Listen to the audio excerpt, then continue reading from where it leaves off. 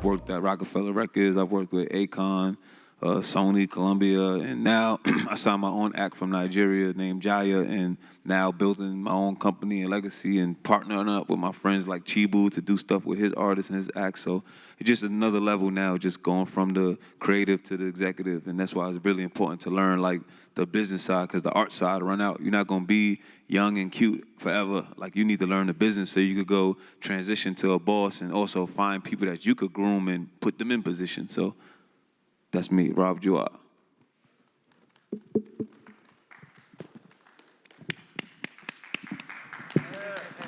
Yeah. That's what I talk about, cuz. So my name is Ye Ali. I'm from Indiana. I started off as an artist, and I kind of became a producer because artists would sample me. So I never was a guy making beats or anything like that, but Chris Brown sampled me, Sway Lee, Trippie Redd. So that's what got me credited as a writer and a producer. So my goal was never to make beats or write for other artists. It kind of was a circumstantial thing where I got sampled, so I had to find a lawyer, and I had to make sure I got paid and credited correctly. So in that, I kind of got thrown into it, and so I learned how to make beats a little bit. It's not really a passion of mine, but I was able to network with all other producers, you know? So I ended up signing a producer to my company. His name is Butterfly Wolf. He's just produced on Party Next Door's album a song called Cheers. He's done Jack Harlow, Chris Brown. So I used, you know, the circumstance and the situation I was in to my advantage. People said I was a writer and a producer. I really wasn't, but technically I was, and so I would use that to get in the rooms. You know, I did Jack Harlow, already best friends with Chris Brown. So my advice to you guys is every situation you're in, it can be helpful for your next step. I know one of the guys said he wants to be a producer, and you're an artist. So, you know, dedicate yourself to what you're doing now, and it'll make the next step 10 times easier. So I'm here to be a resource, and I'm grateful to be here. Give it up. Yeah, Ali. Hello, everybody. My name is Chibu Amajoy. Parents from Nigerian descent, from Los Angeles, California. I actually started off as an athlete. I played football, American football, but actually I finished college. I got into school in aerospace engineering, so I was actually going to be working at NASA. But that transitioned because I wanted to play football, but then from there, professional football didn't work out the way I wanted it to out of the few years that I wasn't in it, so transitioned into music. Been in the music business for like 12 years. Worked with plenty of artists from Future and having a #1 with Drake, and now I have, you know, countless artists that we worked with. Now my producers and artists, songwriters, right now I'm just trying to grow everybody to a certain pinnacle so they can be able to do their own thing and be able to pay it for it.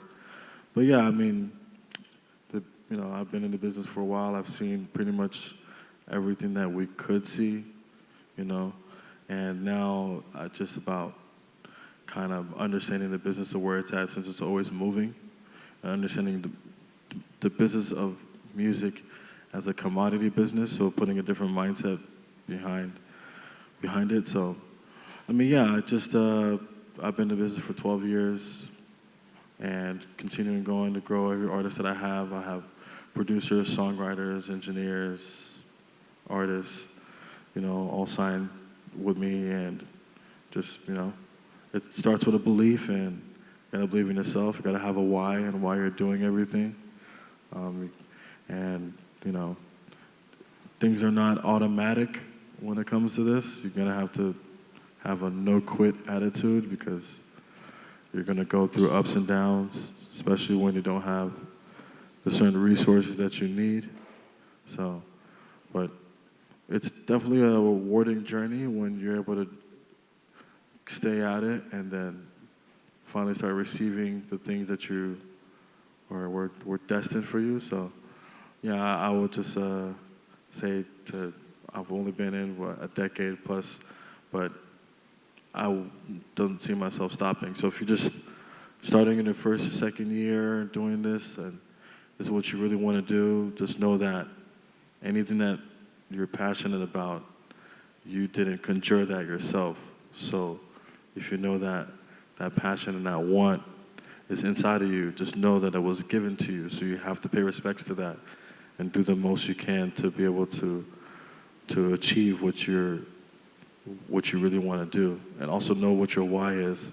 That's going to be the gas that continues you to get up and go do it, you know. So I don't know. I know Rob is going to get into it when it comes to mental health, but you're going to have a very strong mind in this business because, you know, this is not just a regional thing or a national thing. It's very global. So you have you know, there's 99% of consumers of music. So if you're one creating the music, just know you're in a 1 percentile of people doing so, and you have a responsibility because if whatever you're saying out of your mouth, someone can go take it as law.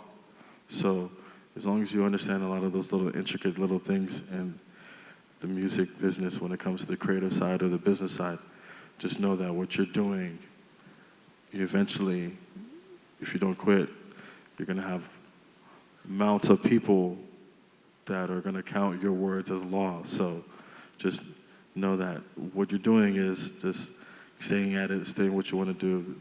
Music is a rewarding thing. It's very healing, you know. So I'd say just stay at it. I've been, you know, I don't see myself stopping anytime soon. So, you know, I'm not in the place that we all want to be, you know what I mean? But I have a wealth of knowledge that I'm grateful to be able to capture while doing the work, and also the things that I've done in the past to be able to influence my mindset in this current state. So, yeah, just want to give you guys that. Chibu. Noel. What's up? My name is Noel. I'm from Washington Heights, Manhattan, New York. I live in LA now. I've been there for about like 5-6 years, I think now. I am an artist, producer, engineer, songwriter. I run my own developing company for artists back in the States as well. I started it about 1.5 years ago. I've had like about 7 clients. 2 of them already going to majors with the songs that we did. I believe in development a lot. I think it's one of the most important parts of your career. I'm grateful enough to reflect back and see that after developing so many artists, I actually ended up developing myself. And it's definitely a reflection thing. It goes back to kind of like from artist to producer. That's the reason why I answered that way, because the only reason why I can say I do know how to do all those things is because it just bothered me that I couldn't do it. That's it. That was the answer. Like, the one day I just sat in front of it, I couldn't do it, and I had to force myself to want to learn more about it. You know, so I always really try to implement that into any artist that I help develop, any artist that I work with, because I like to say, like, my day job is a songwriter, but I'm an artist all the time, and then I get to work on developing most of the time, you know, whenever I have blocks for it. But it definitely helps as an artist to reflect. I think that helping each other that way here is basically the same thing. You know, helping each other with each other's resources. If somebody knows something more, it's not about necessarily teaching them. It's about saying, there's a saying that's like, if you can't be used, you're useless.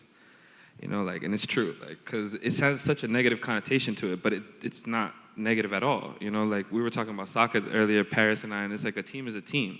You know, midfielder is not a striker is not a defender. You know, so it's like everybody kind of plays their part, you know, and the same thing in music, and same thing when you have friends like Rob and my manager, Chibu, as well. Like, you have people to talk to about different fields, you learn so much, you know, you get to actually develop yourself again, like I was saying. So I think that's super important, and it also goes into and branches into mental health as well, something that I talk to a lot with artists, because one of the things I do before I start with my client is I usually go out to dinner with them, or I usually like do something very casual because I just want to talk. for 3 hours, you know, because how am I gonna write music for you or with you if I have no idea what the story is?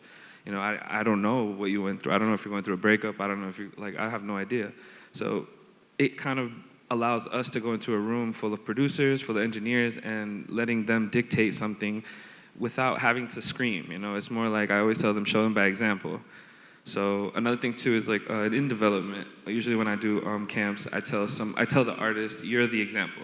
So if we're all sleeping until 10 o'clock, well, if the artist is sleeping until 10 o'clock, everybody will sleep until 10 o'clock.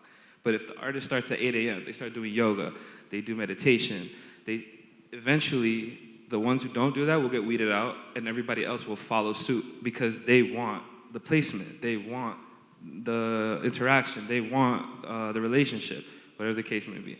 So I do think that everyone here, and I've seen so much, all of you that have been working at the house, you guys can help each other this way, like by speaking to each other, by seeing what one does better than the other, you know, and not necessarily having to be like, please do this for me, but the want of doing it, you know, to elevate.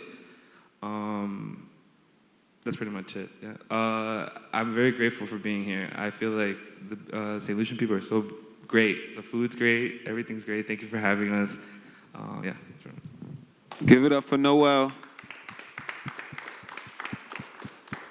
Next we have super producer, fresh haircut, Mr. Hagler. Thanks for having me. How's everyone doing? My name is Hagler. I'm from Toronto. I was born and raised there. I'm actually native of St. Lucia. Well, I'm not born here, but my father's from here. So, yeah, I'm a producer. I've done records for Drake, Chris Brown, ASAP Ferg, Ty Dolla, et cetera, Vince Staples, Young M.A. I got in this game officially in 2013. That was my first placement on Nothing Was the Same on the Drake project. And it took a long time, so just being here to help bridge this gap in the island so we could bring awareness and attention to the island, because there's talent here, because there's no real industry or infrastructure here on the business side.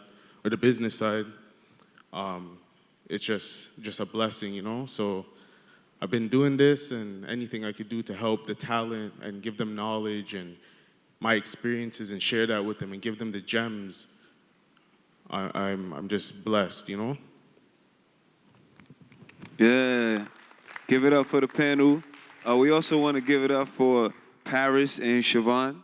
I've been giving them a hard time every second, but they've been doing an amazing job at making sure like we're comfortable and just getting what we need and making sure the students show up or the artists show up and everybody come and participate. So I want to give them a shout out because they've been like a major glue between us and you guys.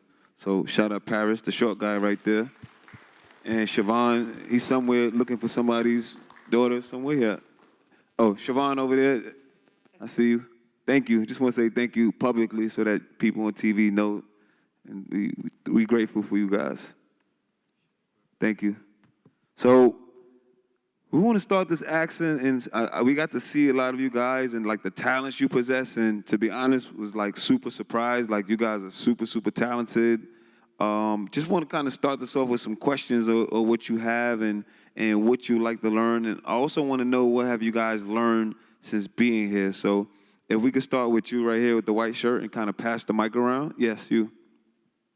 Or even her with the blue shirt, because she's actually been in there recording and stuff. I want to know two things, right? Number one, what has been your experience so far at this camp? And then number two, what takeaway do you have that you're going to actually do? Not just be excited today and then next Thursday you back to your regular St. Lucia life. Honestly, it was a very beautiful experience.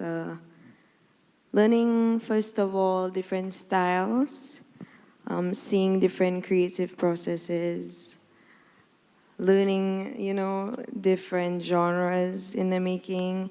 It was a very blessed experience, very grateful to be here.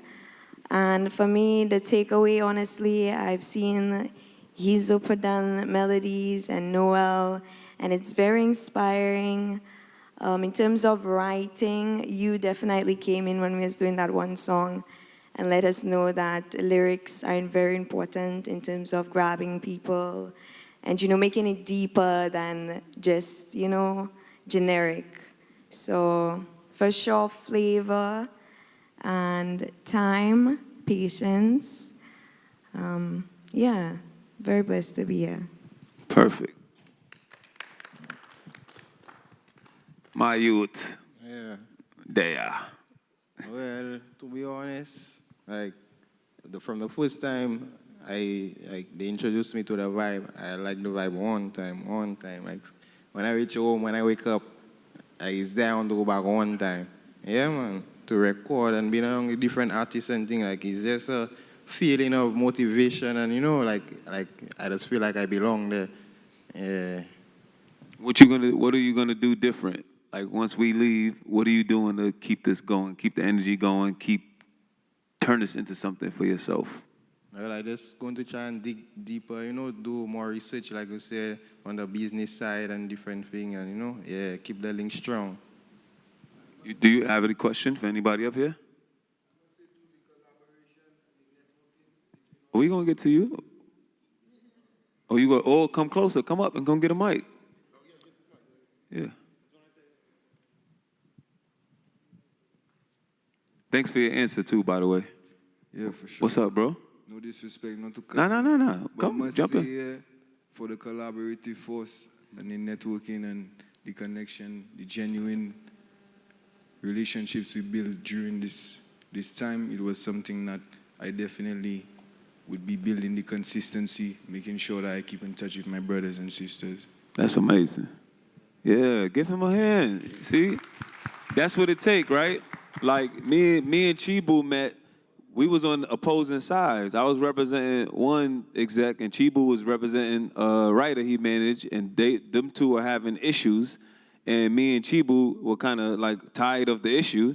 And then I don't know if it was me or him, but one of us was like, "Look, they arguing too much, man. What do you have going on, and what you got going on, and what could we do together?"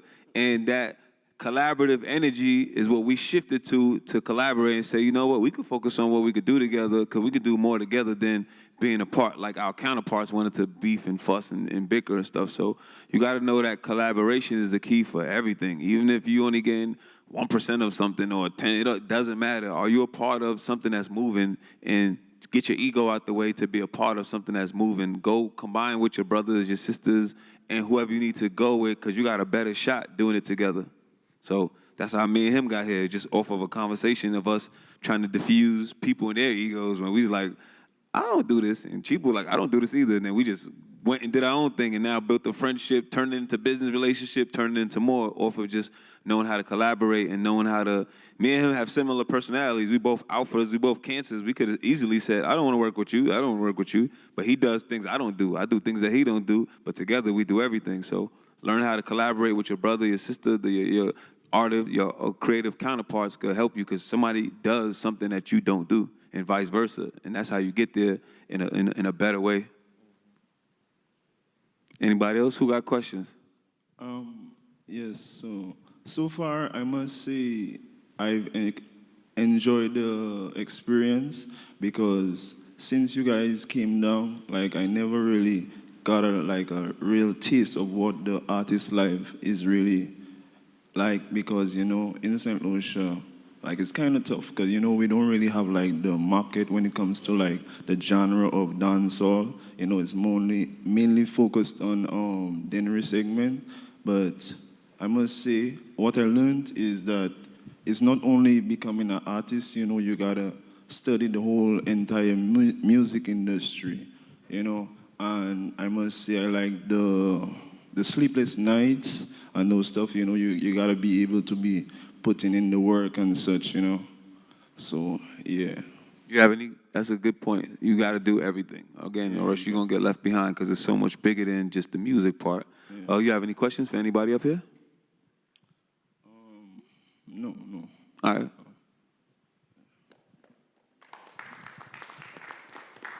Y'all got anything y'all want to jump in? Yeah. What's up, bro? Yeah, what's up? To add what he was saying, it was just a nice, positive environment, to go around these guys freestyling on the outside, a music video, like you just get bombarded with positive energy. And I'm a Afro artist. I end up writing a pop song with Kanye West over there. Big up yourself, star. Kanye. Big up yourself, star. So yeah, of course the wealth of knowledge from you guys, you know, that's something I'll definitely take with me, and I appreciate the opportunity. I hope you guys come back again and keep this going. Oh, no, we're coming back. Yeah? Yes, right, Miss Jackie O? Yeah. Yeah, good day. My name is Oz. Oz. Sadly, I came here only last night. That's cool. You coming tonight too. Pause. Yeah, well, earlier. But what I learned, like, what the experience I got last night was really, really, like, family kind of vibe. Like, we have, like, a lot of different genre artists around, like, songwriters. You know, and, like, everybody just came together and, you know, just make a vibe happen. Like, Pilot, like you said, he did a pop track with she's a good writer. I saw her writing a song for a French girl last night, and it was very, very, very nice. So, like, all that is, like, good opportunities, and, like, I just hope, like, when you guys come back, I'm here from day one.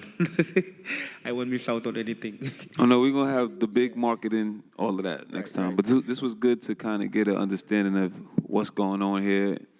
Yeah, man, that was really positive vibe just last night. So far less for the nights before, like, wow. Right. I could have just beat myself, you know, but still. Right. Yeah. Uh-oh. Hold on. So look, we ain't know how big this guy was because he walking around quiet. Then people coming like, you know who that is? I'm like, no, that's Ransom. He's the biggest here, da-da-da-da-da. And he just hang around by the kitchen, hang by the bathroom. He don't really say who he is or anything like that. So big up yourself because you fire. And I love, like, your humility for what everyone's been coming around and saying about you. You have been just a humble worker ant, just ready to get stuff done and fit in where you fit in at. So big shout outs to Ransom. Yeah, man, big up. Yeah, so with all that's been happening, like the music vibe, like that kind of like inspired me to do more, like write more, make more beats, get better at my craft, and be consistent. Like, we have a lot of talent in St. Lucia, but we just don't get the opportunities to, like, actually be exposed, like, globally. So with you guys being here, yeah, man, that's a vibe. So I know great things will happen.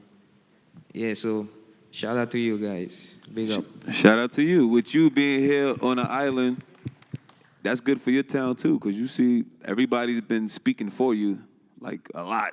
The barber's cut my hair. Do you know Ransom? He's the biggest, da-da-da-da-da. I'm like, okay, he's that guy. So shout out to you too.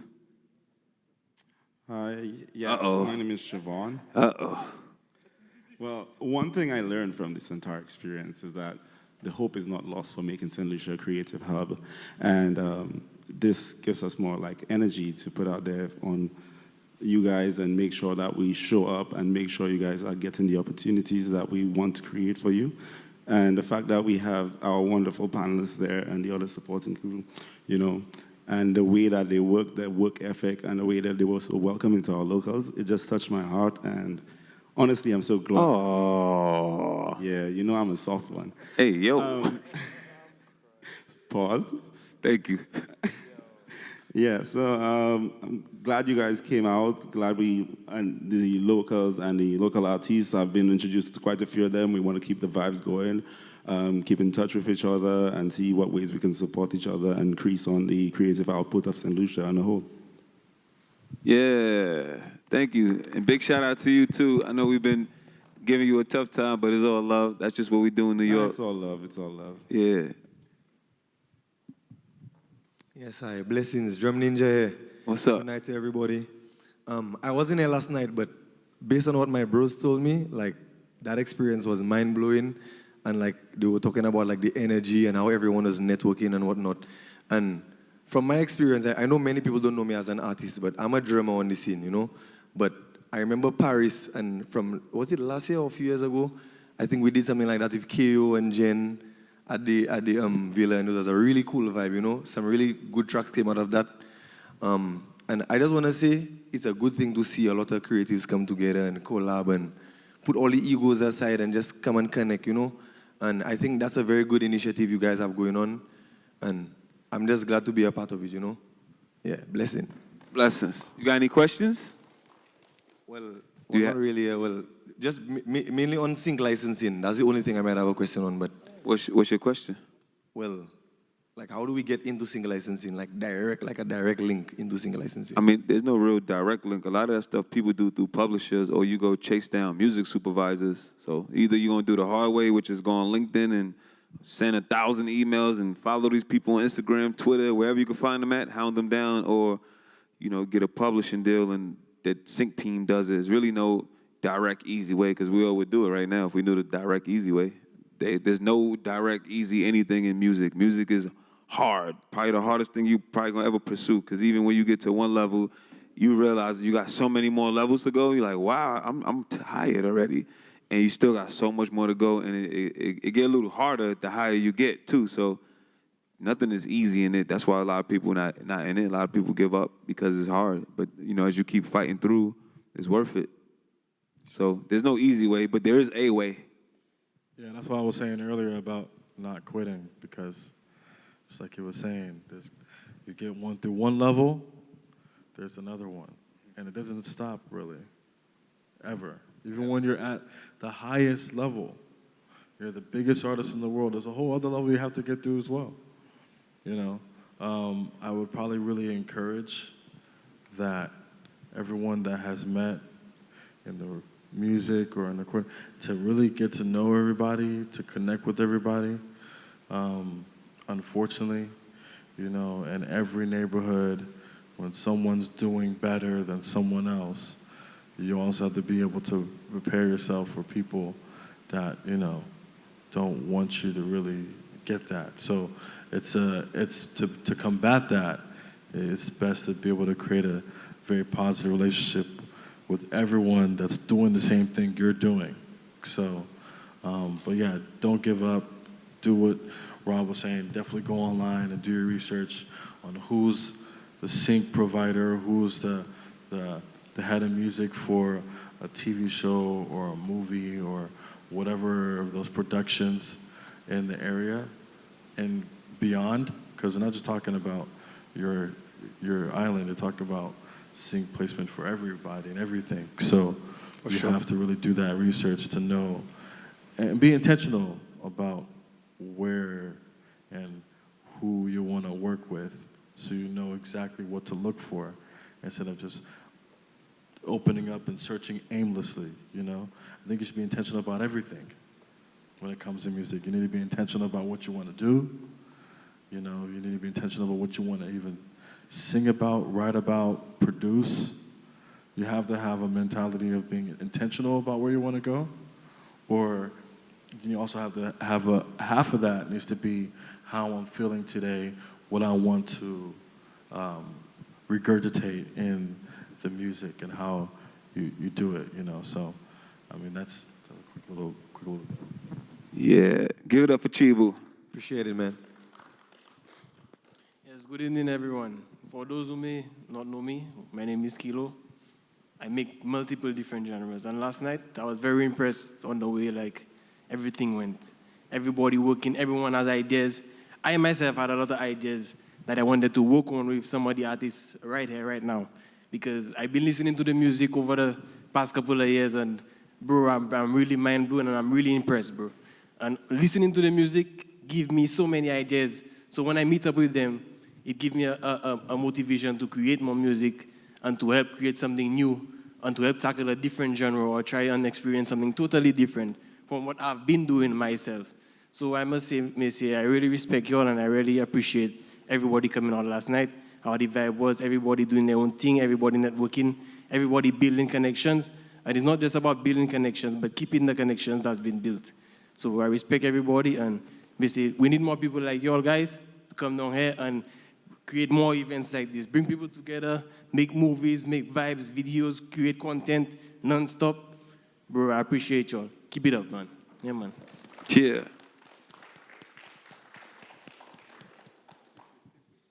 Yeah, man, good day. My name is Ozzy. I'm What's a up? producer, rap, dancehall, stuff like that. Yeah, last night I came through. Yeah, I really liked the vibe last night. I worked with a couple artists, some local artists I never worked with. Yeah, I recorded them. Me and Kilo made a beat. Yeah, they hopped on it and stuff like that. And yeah, even the collaboration with like, I met new artists there. We collect contacts and stuff like that. Yeah, man, I really appreciate that vibe. And looking forward to talk to all of y'all. Yeah, man. Yeah, man. Good day to all here. It's Linsky's. I'm a music producer, professional keyboardist. I also songwrite. And I'm one of the co-founders of The Creators. As my business partner, we basically arrange music for artists and just creators in general, so we can take your performance to another level. I'm so grateful to see so many people here interested in developing the highest form of music production for their own brand, because it's something here in St. Lucia for so many years. I've always not been happy about it because, everyone wants to express music in their own way, right? You cannot take that from an artist. But I really appreciate when people take the music to that professional step. And like you mentioned earlier, sometimes for the business sake of music, you might have to do a dance hall, not just because it's trending, but it's something that will sell. You don't have to, even if we do soca here, and you have that capability of doing a dance hall, hey, you want to get yourself out there, you want to get yourself more in that media. Sometimes it's nothing wrong. It's nothing so bad for you to do something a little outside of your comfort zone. And whether it may be reggae, something different, it pushes yourself out there. And I appreciate you mentioning that earlier, because that's something I try to let my label members know. Sometimes you literally have to do other things that will put yourself out there in the business. It's not just about doing what you want, but something else for just that breakthrough. So I appreciate that, and hopefully I can collab with many of you here. That's dope. You have any questions? Nah, I'm good for now. Thank you so much. All right, cool. You have a question, Merge? Man, y'all doing y'all thing out here, man. What? Y'all the greatest.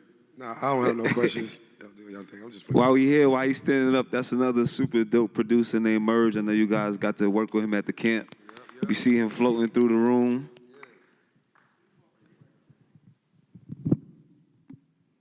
The man of the hour. Hi guys, I'm Paris. We wanted to put this together as a pioneering project, and it was very nice to see how the progression happened over the course of the week. I know we reached out to quite a few people to come to the camp in the beginning, and it wasn't that I wasn't that impressed on the first 2 days. We had one person show up, but after 3 days, 4 days, when everybody understood the vibe and what we're trying to do, I saw everybody come with their friends. They're coming with other people they want to work with. They're networking. They're trying to get to understand the business. They sat down with each and every person and they tried to get to know what's going on, and I like to see that. And it was very interesting to see, the energy between the locals themselves and seeing the process. And it was, I think there was a lot of inspiration that happened when they got the opportunity to do it hands-on and work with people that are actually, in the game, that's worked with Drake, that's worked with Kendrick, that's worked with, The Weeknd, that's worked with all these big artists, and seeing the workflow and seeing the process, because there's not just one process. You can use many different ways to get to the end game. And I think one thing that's important right now for us to understand is, creating the music is important, but we have to figure out the way to increase visibility, and then all these guys that I brought down here to collaborate, not one person said that St. Lucia doesn't have talent. We have a lot of good talent. The music that was being created, you guys are gonna hear it eventually, but I was impressed myself, so I just want to shout out to St. Lucian talent. I think we have a lot to do here. We have a lot of people that are interested in making things happen here. I just want to make sure, you know, the next time we come, that the word spreads and everybody knows what's good, because this is a movement that we're trying to make. And if we started in St. Lucia, everybody's going to start replicating the process. And who wants to be known for that? St. Lucia does. You heard? Give it up for Paris. You got a question? So I wasn't part of this program, although I wish I was.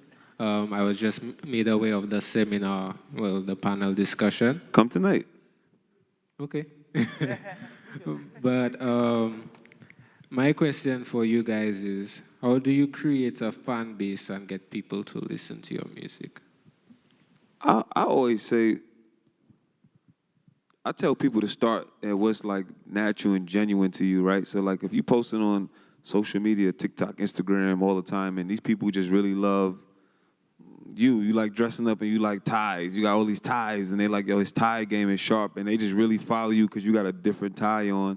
Find out what people like about you that you do all the time, genuinely because you love it, whether you're showing it on social media or not. And then find out how to turn that into creative content. Then find out how to put music that you make behind what people like you for. It's really not that difficult. People just don't do it and stay consistent with it because it's hard. Like, it sounds easy to make a post once a day or 3 times a day. It sounds very, very easy.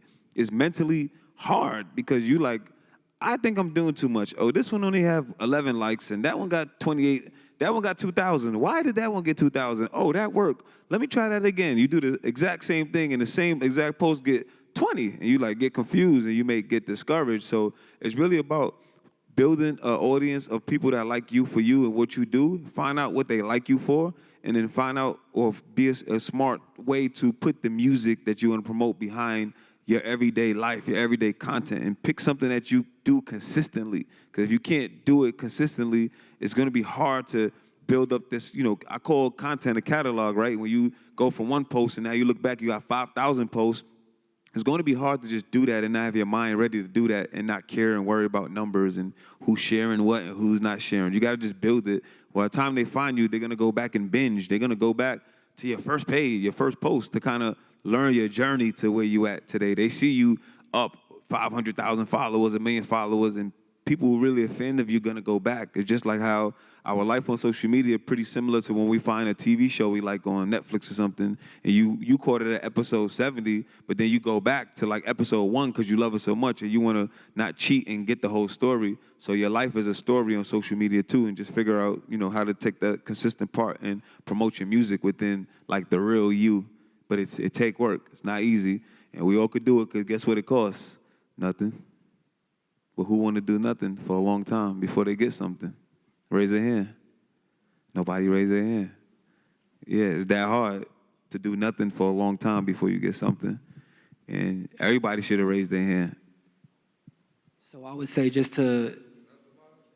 as an artist, there's so many artists in the world. There's so many artists in your city. It's almost impossible to oversaturate yourself.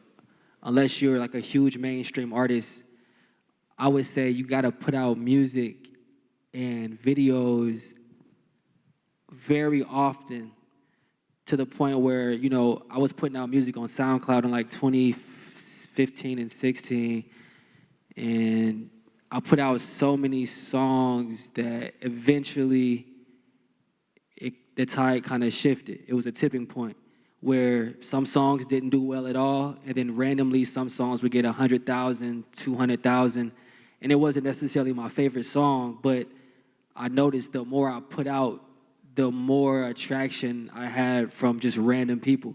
So back when I was releasing music, you really couldn't run ads on Instagram, right? Now you can put $5 a day on an Instagram post that's a video of you doing your music. You can get fans off of that. It goes on the Explore page. You can get Google ads. You can get ads on Facebook or Meta. So I would say you gotta kind of overextend yourself. If you think you're dropping enough music, you're not. Drop 10 times as much, because as many people who I know me, there's millions of people who don't. So even with myself, I put out 2 projects in the last 2 months. That's about 15 songs. I haven't dropped music in 2 years. And so I'm noticing I'm getting so many more fans now that I'm just back actively engaged.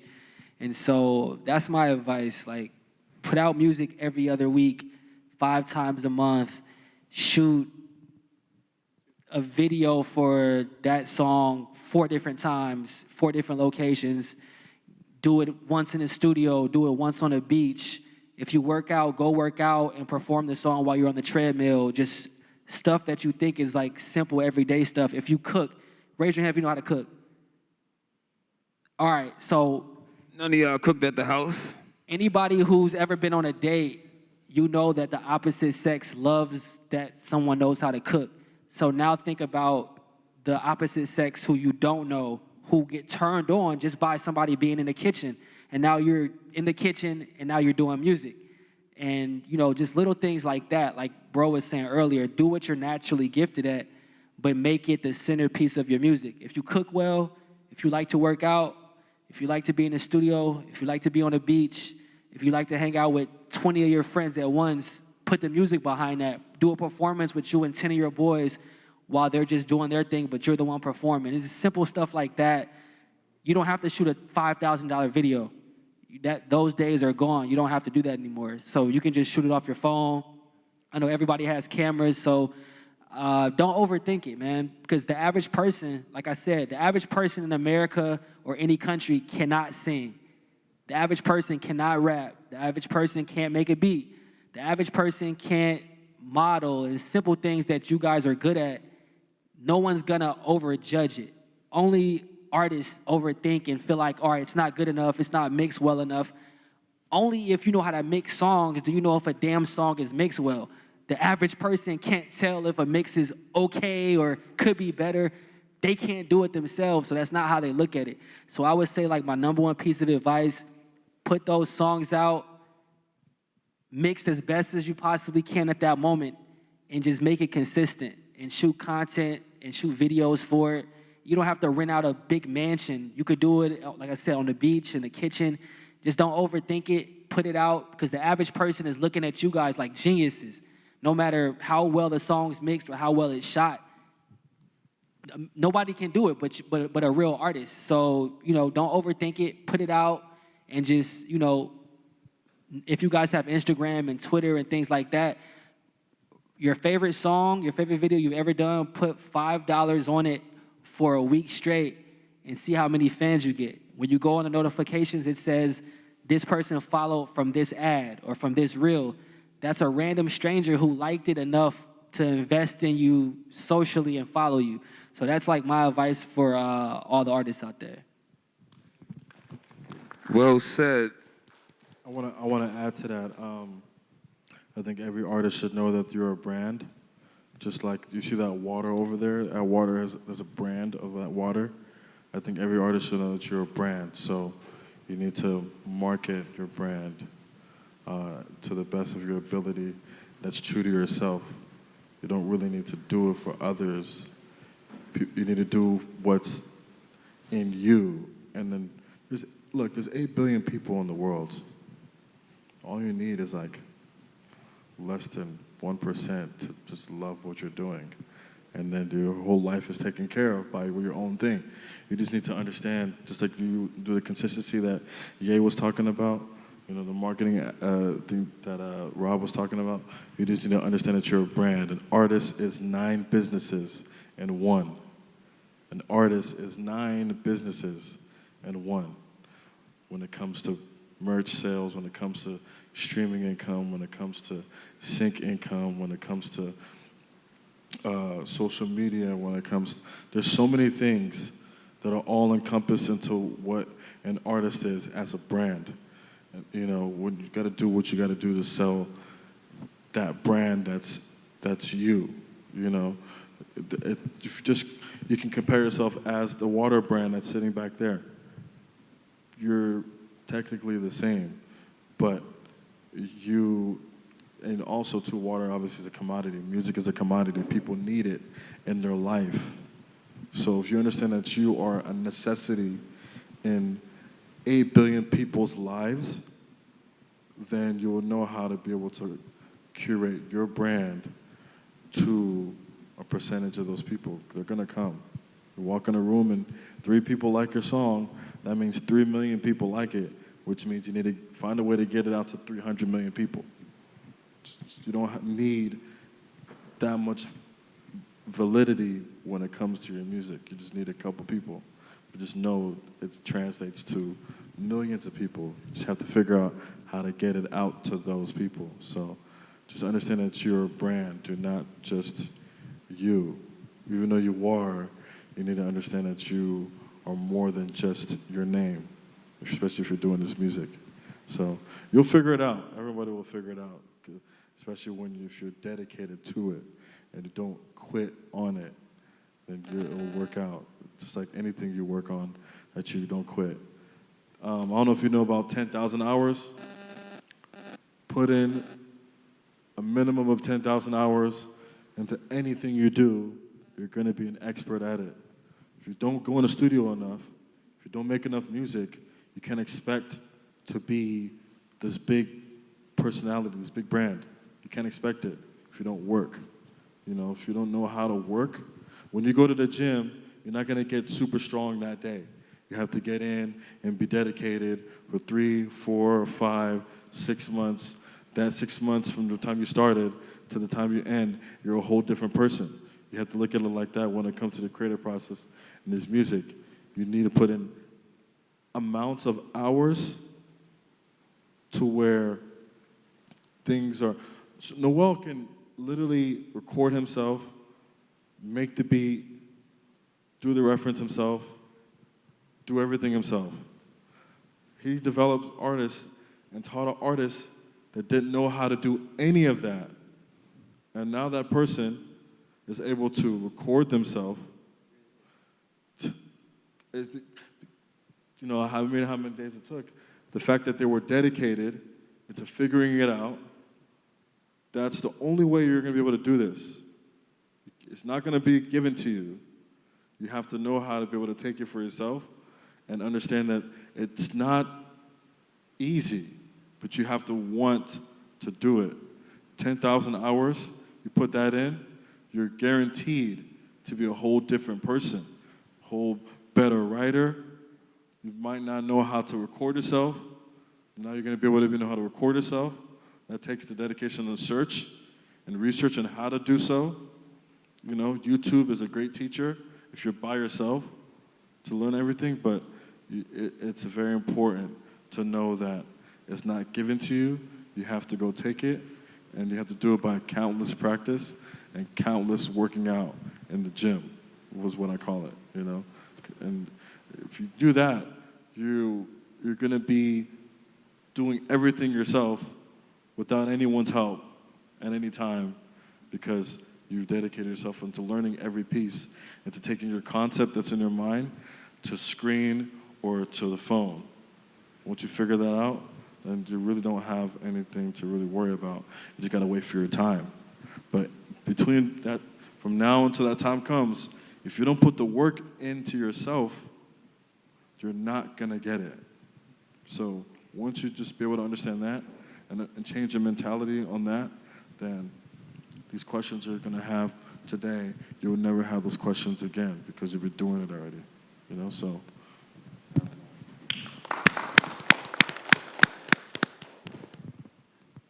You had a question? I know he want to talk, Mr. Red Hat. He been one of the most turned up people at the camp. What's up, my youth? He ready.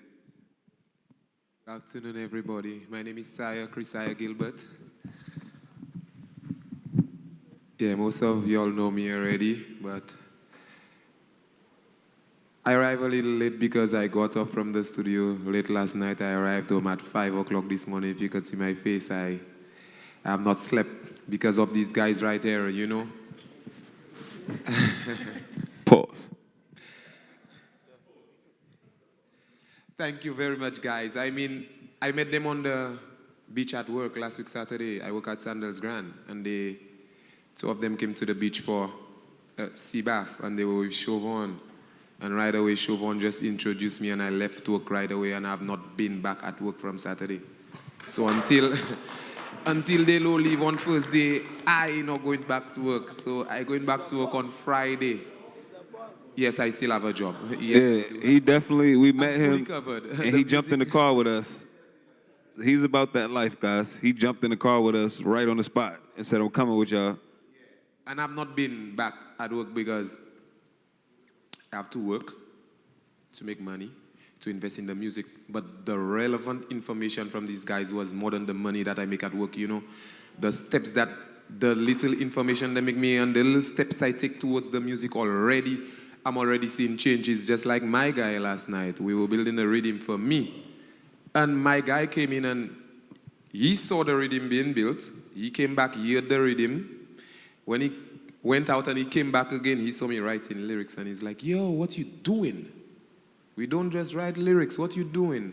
You build a melody, you build a style before, right? But I had already done all that because they had already briefed me on all that, right? So right away, I just spat my melody for him. He's like, that's the melody. Right now, all you have to do, think of the best lyric. Everyone you put, think of the better way it can be said. What's the way it can be said multiple times? What's the way it can be said that it has not been said before? So the music in itself is not just the money alone to invest, and the information these guys bring into me have me not going to work. You understand? So big up you all again, and I commend the CDF for coming on board with these guys and for making, and big up everybody that come out and take the advice, because that can go a long way. May say, trust me, a very long way. And we're sleeping a lot on our promotion, on how we market ourselves, and we ignorant of them things in St. Lucia. So what I was told, the first question I was asked was, what do you want? You want to make it or you want to blow up? And that's the question you have to ask yourself. Like they asked me the question the first time. You want to make it or you want to blow up? Making it, like they told me, making it is just average. Making it is just average. You're not even viral. You're just buzzing. If you want to blow up, you got to put in the work. You have to put in the work, Messi. And I've been putting in the work even before them, but the little advice they gave made me see everywhere I was already lacking in putting in the work. And it's all upstairs. You just get programmed. And thank you again, guys. Thank you so much. You've done so much. You, Star Child, big up yourself, man. Every time. Big up Star Child. Yeah, man. Silent Assassin. Man, it's been like a pleasure. Like we said, Chibu said, we always like striving no matter where we at. Don't look at us and think that we somewhere so far from y'all. We just didn't like quit from where we started at. We still have a lot to go and still fighting every day for our positions and things we see in our head and deals we feel like we worth that we should have. So this is a uphill challenge all the time. So I don't want y'all to ever look at any one of us and think that we're so far beyond any, like you could change a situation in 30 days with the right song and content, and we calling you like, yo, what's good? Like we got somebody to partner with to sign you. So like there's nothing out of reach for any human being, especially if you believe in the higher power. This all could change, not quick, but quick. You know what I'm saying? So definitely appreciate all the love you guys have shown us, and appreciate you guys just understanding that this is more than music. Is your mindset, is your foundation, your base, is your confidence, is your persistence. How long could you hold out for something you think that's right for you? How much did you educate yourself to know what's right for you? And I'm glad you guys got to understand that this is more than just being hot at making a beat or a song or anything like that. It's deeper, way deeper than that. And you guys definitely seem to understand it. I'm glad we were able to open your eyes up a little more, because you guys open up our eyes too on some things. So appreciate like the reciprocating, share of good energy and good vibes. And again, thanks to Paris and my guy Siobhan, Mr. Everybody Knows Me. That nobody here know him, right? Yeah, we know you. I know you now. But yeah, man, we appreciate you guys for having us. We're looking forward to coming back this year. Paris is gonna set that up. Miss Jackie is gonna market and promote it. Siobhan is gonna get all the food, and we lit. All right, guys. Who had a question? Who that? Yeah. Oh, Yeah. Okay. Good afternoon. yes. And welcome to paradise, bro. You know, we live in paradise. Yeah. Welcome to St. Lucia, bro. Thank you. And I'm just happy to be here because I've been listening from the time I came in. My name is Martin James. I am the CEO of ECHO. ECHO is the Eastern Caribbean Collective Organization for Music Rights, and it is the sister society to BMI, ASCAP, and through reciprocals all the rest of the world. So when I saw the theme, navigating the creative industries and bridging the gap in the global market, I thought it very, befitting, in terms of taking what we have and showing our creatives how to navigate and how to really bridge that gap. There are a couple of variables, because one thing we are not without is talent, and you all said it many a times, and we're full of talent. And if you think you have seen talent, you've not seen talent, brother. It's behind that of talent. We have a lot of talent.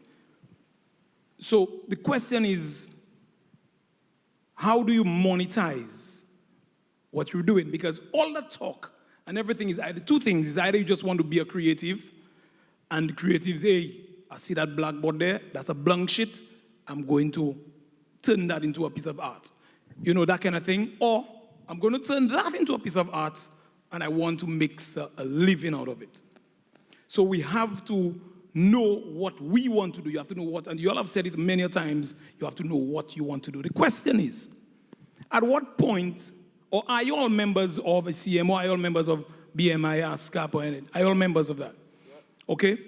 At what point you all saw the need to become a member of a collective organization, copyright organization, and what benefits are there in terms of monetizing what you're doing, and to pass on to our creatives, let them know why you must be a member if it is beneficial to you? All of us can answer that, but at the point I feel you start joining BMI or CSAC or ASCAP is when you start putting out music, and the music is generating revenue. Like when you think you have an interest, you think you have a fan base that's going to support your music, that could turn into some streams and visibility to turn into some money, that's when I feel you should start signing up. I think you should always sign up ASAP, just to even have a proper infrastructure on someone collecting monies for your music, because you may be surprised at what can happen with your music just being in the right place. Like I had a short story. I had a song I did in 2017, and someone called me back to use the song in 2022 to using a BET thing, and because I was already registered, I didn't have to really do much. They just asked me for my BMI ASCAP PRO. I gave it to them. They went and registered the song, and then some money started coming in the following year. But if I didn't have that together, I would have just signed the song and gave it to them. Then I would have been wondering, like, where's my money from? This thing is getting used all the time in this episode. Who's collecting? Because I don't know how to get it. I don't know how to reach BET, or I don't know how to reach call Sound Exchange. I don't know who the first place to call to even get the money that comes from a song getting played 30 seconds for day by day on an episode of a show. So it's very important to have and be a part of those organizations that could collect for you. And I don't know if your organization does or not, but a lot of the organizations have classes and websites and stuff and webinars to teach you what they actually do, so you're not in the blind, like, okay, they collect, but no, how do they collect? Where do they go to collect? What's their process, so that you know better, even when you're making certain music, to go, have a better way to dialogue and articulate what you want from them and what you want them to do. And they have a better way to articulate to you the whole process, so you're patient and you know what's going on. So I think it's very important to sign up with, rights and the admin, people to collect on your behalf, 1,000%. Right. Thank you for that. Yeah, also on a more surface level, Verse said this earlier this week, and it's so true, because I feel like we've all been through this as artists and producers. Before, there was this whole idea, well, it's because we didn't have the education. Right now we have the internet, we have Twitter, we have all this stuff very quick. But before, the labels used to do everything. They used to sign you up for your ASCAP, they used to sign you up. We can literally go on the internet right now on my phone and do all of that for everybody here right now. Ourselves. We could go on DistroKid, we can go on ASCAP, we can sign up every person up here. So it's unnecessary to think that we need all these other things to make something work. You know, it's literally just the fact that we're communicating with each other is enough to learn and say, all right, cool. I need to take these steps early. Like he said, just signing up for it. Why not? Like if you're uploading music, sign up. Like do it. Yeah. Right, thank you. And your other question, you said what happens with some of the music we made here. That was a question you had, right? Right, the benefits of being a member of a CMO. Right. Not that- At what point it started benefiting you? Oh, so the I benefit. think you kind of answered it. You kind of answered it. Yeah. My benefits with being with BMI is honestly they know how to go collect money and things that I don't have time to go chase. They have teams like sit there and they allocate and focus on going to collect. You will not be able to chase because Huh? everybody that use your music must get your permission. Yes. And that's an impossible task. Yes. So you need the CMO. Right, for them to go find you and do all that is very impossible. Sometimes they just don't know how to get you because they're dealing with so many other creatives. So you do need a middle person who's focused on being the barrier, the communication, the bridge between you and them is super important because if you're just throwing music out on YouTube, you don't know what you're missing out. You don't know if a TV show wants to use, you just don't have a clue. So it's very important to be part of these organizations. Right, thank you for that. And I just want to tell you all a couple things. Caribbean music, and I think the last stats showed that Caribbean music from all the way up to all the way down in the chain represents 2% of the global market. 2%. And that's billions of dollars, right? So which means there is a niche, and we have to be able to tap into it. And just what's happening there is a catalyst to allow that to manifest. But in our region, we have some deficiencies because we have the big fish like YouTube. Streaming right now, streaming is a big thing now. Everybody just put their music on YouTube and just do what they have to do. YouTube has indicated that they want no business with the Caribbean with the exception of Jamaica. They're only going to do business with Jamaica. So even though you in St. Lucia, you stream, you put it up on YouTube, for it to be monetized, it's like a no-no for you. So you need, that's what, because they are the big fish and they see us as the small tweet, you know? All right. So the thing is, those things our artists and our creatives and our authority need to understand. So whilst the artists will be at 3 a.m., do what they have to do, get the connections and do all that, for it to be monetized, we have a deficiency. So I just use YouTube. But when it comes to Apple Music and Meta, Spotify, they don't do business directly with us in the Caribbean. They do it through Latinator. Latinator is the Latin and the Latin America societies. They do it through them. And we have to sign a contract with them to be able to monetize and to get the streaming for our people. So these are some of the things that prove a little difficult for our Where's creatives. TuneCore and where's DistroKid? Yeah, well, they're there, but I mean, you could go directly to them. But then you have to collect. That's why I was asking about the middleman. So I have a question, right? So if there's such a big gap with the Caribbean market and you, like, to me, that doesn't make sense that you guys have to go to the Latin space to go sign up just to get over here. That's ridiculous. Is there no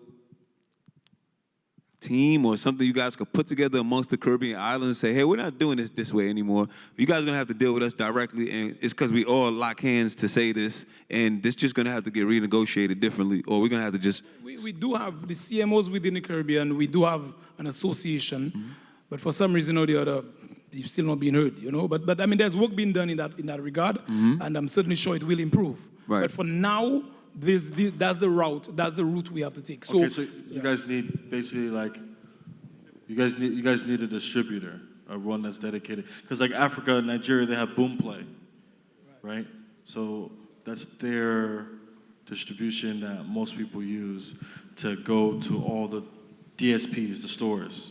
So you guys have to go to someone else. Well, we have reciprocals with Sampra and those, you know, in South Africa. We're trying to get reciprocals with them because that's how we do business.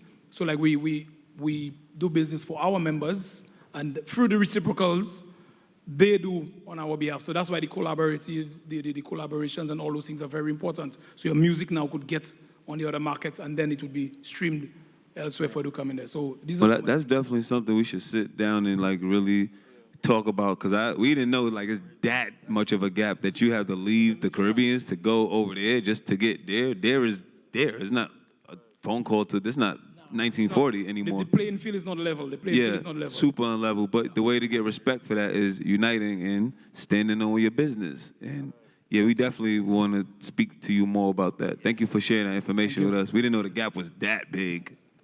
Yeah. In terms of distribution and monetization, because in Martinique, of course, you could stream, you have the ads playing on YouTube, but here, like, yeah, we don't get anything like that on YouTube. Wow. Nothing Okay. like that, unless you fake your address or something, the IP address. Yeah, but it's good. It's good too that you guys, speak up because a loud voice does a lot. Like us coming here, you telling us this, we're already thinking. I know he's thinking already. Like, wait, what? Like, okay, this has to be spoken about, and it also takes people in that space to speak about it, like the bigger acts in your space, like whoever, the Marshall Montanas, the Popcorns, and the bigger. It takes this conversation to go into people with more visibility that could demand more and have some leverage to say, all right, we got to make a change. And when that happens, changes happen. People make changes. 2%, that's billions. That has an effect. Right. Thank you for that. Now, there's just one thing I want to say. I know you all know it, but I would just say it for the benefit of the group. If you collaborate with one of you who's a member of a CMO, who's a member, you collecting, you doing all that, and you're not a member of a CMO, you're not going to collect. And even though your music, you are very good, you have a boss rhythm, but you're not a member of a CMO, you will not be able to collect on for the intellectual property, which is yours. And that money, based on our agreement, it stays three years there for you. So you have 3 years to become so that money is there. So these are the things, that's the education, that's the business side of things that you have to know. And you all have said quite a lot in terms of you do this, you do that, you do that, you do that. I don't want there to be a misconception of that. That's why I want to understand that you do it yourself. You need a team. You need persons. You need business professionals. You need those persons to be able to conduct the business on your behalf while you concentrate on your creative. But you have to understand it yourself so that you not allow them to just manipulate you anyhow, whatever. So I just wanted some clarity on that. But when you start out, you don't have all that. So what you're talking about doesn't happen till you have motion. You start attracting those people. In the beginning, you're not starting out with anyone. You're going to be your own marketer. You're going to be your own collector. You're going to be your own producer, your own engineer. You're going to be your own everything. But you only reach a certain level. Until you get a certain level, and people see that there's something in you and something that they can also benefit from too, because they're not coming around you just to come around you. Then that's when that start happening with the team. Okay, man, you my manager, you handle that. You're my lawyer, you handle this. You're my branding person, you handle this. You're marketing, you handle this. You're road manager, you handle this. But that's after the work that you did. You have to be the biggest person. You have to be your biggest cheerleader and do more work than anybody around you, number one. Then you get you inspire the team, like he said. Now you have the actual team, but it doesn't start that way. Especially if you don't have a budget to pay these people up front. People not coming to give you part of their life and time for free. Yes. So regarding Good afternoon, brothers and sisters. Afternoon. My name is David Jordan. You may not necessarily know me in the context of music, but I've dabbled with it a little bit. As a matter of fact, the reason why I'm here today, I was listening to a program earlier this morning, and I think the two of you were being interviewed, but there's not much justice to it, and I felt it necessary to be here. I'm happy to see the number of persons in attendance, and also the question of the echo representation. I just want to make a few statements. Whilst we have been speaking about monetization, that seemed to be the salient and only thinking of our creators. Yes, it's justifiable, but at the same time, there are several other measures and variables that you need to address in the execution, the development of your music and your name. I'm happy to hear your question on the focus of a brand. I'm a brand because I'm an economist, and at the same time, I have a consultancy. called Giordano, so I operate under that name. What has happened recently for me is that I have been able to collaborate. I invited him here because he's in St. Lucia. He lives in Switzerland, but he has a repertoire of music, and he'd like us, to work with him. So I am interested in it from the business perspective. So the same way that you have pointed out that there are several realms in the music industry, there are several realms for us. But let us start with the individual, because you have to start from, where you're starting, you have to start with that first step you got to make. How many of us, and I say us, have our music registered with an entity? Because if you want to start talking monetization, you need to start talking what? Registration, for somebody to represent your interests. The second thing associated with this is a question of the quality of work that you produce.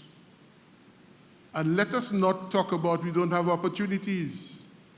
Are you aware, are we all aware that whilst the CEO for ECHO was speaking to the issues of the representation and so on, 66% of the music is streamed. So whether you mention Spotify or video or whatever it is streamed. So it means, therefore, we cannot continue as business as usual, relying on what? Radio and television. And the difficulty that the stations have is that these stations do not pay their licenses. They do not produce their log sheets. And as a question, on that basis, therefore, you cannot approach them for revenue. The other thing that you young people need to understand, we have legislation that is outmoded. It probably focuses alone on copyright. And there's so many things that have taken place in the development of music. I heard that, yes, and I think it is less in terms of percentage, Caribbean music. Because when you talk about Caribbean music, boom, right at the top, Bob Marley, boom, in most recent and contemporary, you talk about Rihanna, and so on. But you have forgotten what Eddie Grant achieved. After a long period of time, he got 2 of his songs for movies. And as a consequence, just like you just referred to, how you gained 2 years afterwards, he was able to reap millions for 2 of his songs. Just 2. After all of this toil and sweat and assisting people with production and so on. I've met him, and he has a good friend, your name, Gilo, in Guyana. And he has worked hard. And now he's reaping the benefits of his toil. But at the same time, let us not lose sight of the fact that the world is changing right in front of your very eyes. 66% of the music is streamed. And it is difficult with the current legislation, the current mechanism to go and collect. It will be difficult. I served for the last 2 years as the chair of ECHO under a theme, a specific theme, let's do it right. And it was necessary because there are a number of things that were taking place within the organization that was not right. And the term of the last executive was to encourage us to do right. So they put their business, okay, in the terms of the basic things, what the demands of these international organizations and the reciprocal organizations that you have to work with. That's done. But what has to be pursued before that 900 members? What has to be pursued is the question of the upliftment and the build, the institutional strengthening. That's one, but at the same time, the artists themselves, the creatives themselves. Because I could also say that persons are not necessarily too happy with what they're seeing, and they seem lost. The issue is not just you. You're an expose to them. You're not like Moses, because I know that something will happen based on what I've heard. But it is left to the individual artists right here to determine what they want to do with their music. And as an economist, I could also say that even you have to measure in Japan or the US, creative industries features even more prominently than even manufacturing or industry. And you know that is a fact, whether it's in sports or in music. So we need to know that we cannot continue to operate in a quest to be individualistic. We need to work together in collaboration. We need to work with the institutions. All of that is exposed to us because right now, the world is a village because you have access to the internet. Every single thing that I have said, everything that you have said has been stated by some other person in the rest of the world sharing with us over the internet. So I'm happy to see CBF is doing another session like this because they did that together with some musicians. And this focus on creative industries and linking with the global market in a step-taking process could reap benefits. And I do hope that we take this seriously in terms of the expose that we have here from the global market. We have a lot of St. Lucians in the diaspora who could work with us individually, okay? And it's not a question of singling out the music. One of the things that I lament ever since I got involved is the fact that we have a wealth of music, let's say the traditional, and at the same time what's happening now, contemporary. What do we do to market, to harness those energies and to see the economic growth that could be generated for our young people? And they need to take the whole world in their hands. It is quite possible because I said we are in a village now. It is no longer so far and remote. We could sit down here and be talking to people in China at the appropriate time or whatever it is. And there's so many examples. Look at the transformations that have taken place, whether it be Montano, or whether it be Rihanna, or whether it be Eddie Grant in the region, and the great legendary Bob Marley. And each one of you have the opportunity to become one of them in one way or the other, because you're not necessarily going to replicate them. You could emulate them and identify yourself as your own brand.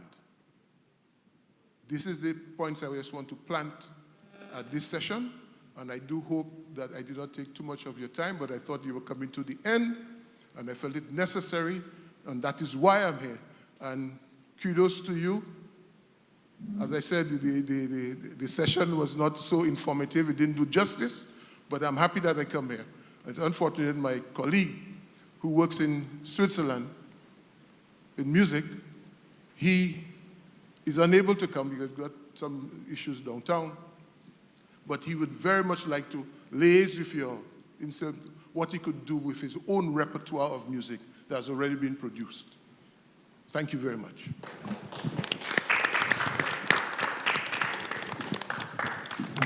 Thank you for that. I hope y'all really paid a lot of attention to what he was saying. He really just broke it down for you guys. Pretty much to add on to what he was saying, how important that is. So definitely looking forward to having like an ongoing conversation with you for sure. Like you really just, I'm thinking this whole time while we speaking, like, wow, this is a huge like gap. What was going on over here? So that's why I'm glad we got here. Like Paris and Chibu were the ones having this conversation back and forth and, you know, putting this together in the background to get us all out here. So, man, it's been eye-opening and definitely want to keep the conversation going and see like what action steps we could take. Yes, so regard... At that point, it's not only a gap, you know. When you say it's a gap, sometimes people just measure it in terms of the space. It's a gap in terms of the monetary reward. Because if that is capitalized upon, we would not necessarily have to recognize, oh, we have problems, there's the social problems and so on. We're now talking about what the young people can in fact contribute to the development of the country. Okay? Because that's that's a mindset. And whether it be under the influence of or whatever, that's the mindset. And we need to capture that. And we collectively could ensure that that gap be dollars in the bank for each one of us. Because they are, in fact, opportunities. The banks are hesitant to operate, let's say, when you talk about e-commerce and all of these things. We're hesitant in this part of the world. So hesitant that, it is frightening. So we need to put pressure on these authorities at all levels to ensure that that gap, and we need to define the gap that could be narrow.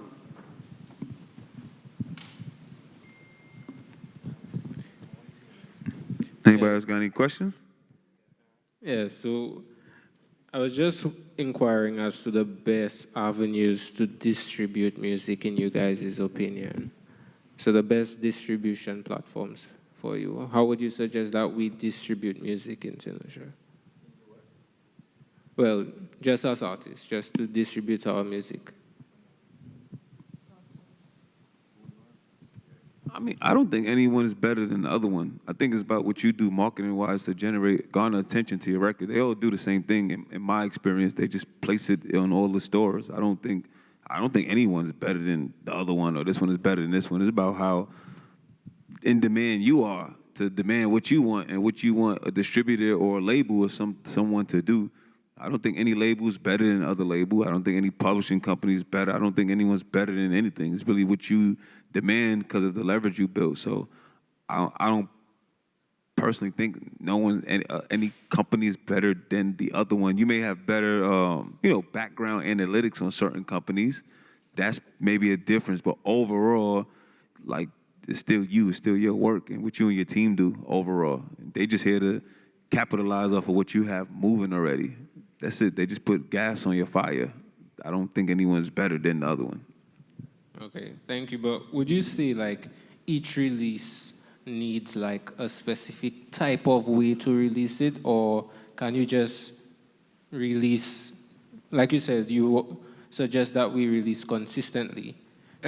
Everything need a plan, but you need to know what people like. So for me, it's like release everything. If you got one song, release 30 pieces of content on it, and maybe run some ads if you could. I don't know what you have here.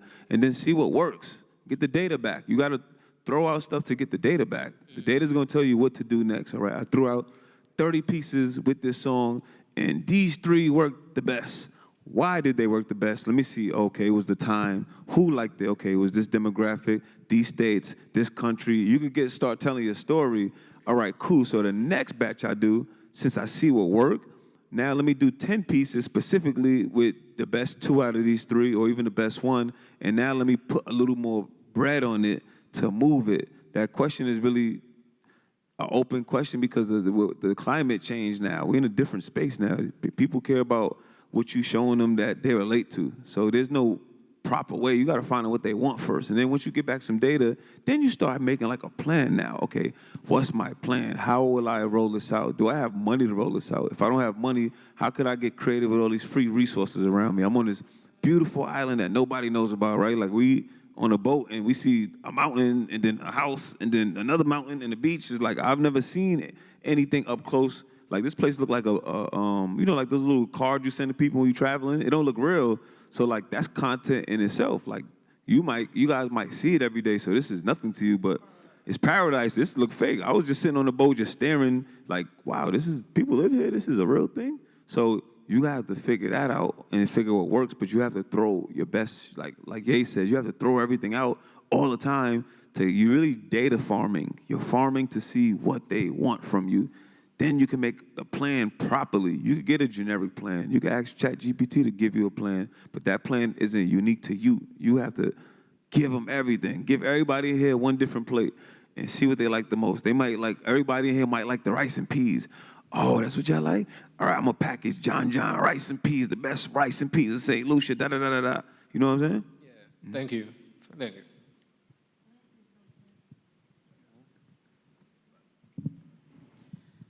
Yeah, I'm just very happy to meet you guys, first of all, and wish that I'd known that you all were here a whole week ago, because I definitely would have been up in your space, because it's just really nice having people like you who are in the business and have been exposed so much more than our artists here. I've been working with artists all my life, but being here today is really nice because there are a lot of young artists, and these are the people I love to work with, because especially those that are hungry. You have to be hungry, for the music and to get where you want to go. You can't just be saying, hey, I'll just throw out a song here or just jump on a beat here. You have to know what you want. You have to research. But you have to want it, first of all. So a lot of these artists here, I'm feeling that hunger, and it's really good. And it's good that they've met up with you guys so that you all can give them the advice and show them the way and give them guidance, because we don't have a lot of that down here. And we don't have the opportunities and the events like this for them to get together. And also, what it has created, from what I can see, is a lot of camaraderie between them that they probably didn't have before. And wanting to collaborate is very important. Rob, you said a while ago about collaboration, and I've heard one or two say it here. Collaboration is so important. We don't have that a lot in St. Lucia. A lot of our big artists don't collaborate at all. And if you look at the wider world out there right now, it's collabs, collabs, collabs. Everybody's collaborating, because if I collaborate with you, I get some of your fan base, you get some of my fan base. It's just a wonderful thing. And so I think you've created that sort of mindset for them. And they're going to see a lot of that. And your strengths and weaknesses as well. Because if I'm a really good writer, I might be a good singer, but I don't write nothing, or I really don't know anything about beats, but I can sing, but you can make beats, and hey, our stuff goes together. So, putting people together, that's all I'm saying. What I seem to see here today is that you all have done that in putting people together and being able to do stuff together is very, very important. So I'm happy to see this today. And I'm hoping to see you all back again and being able to build a relationship with you all as well.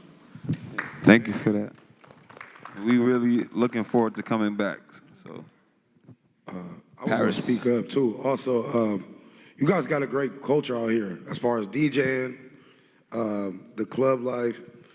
Reaching out and getting them connections with your DJ is going to build you a local fan base.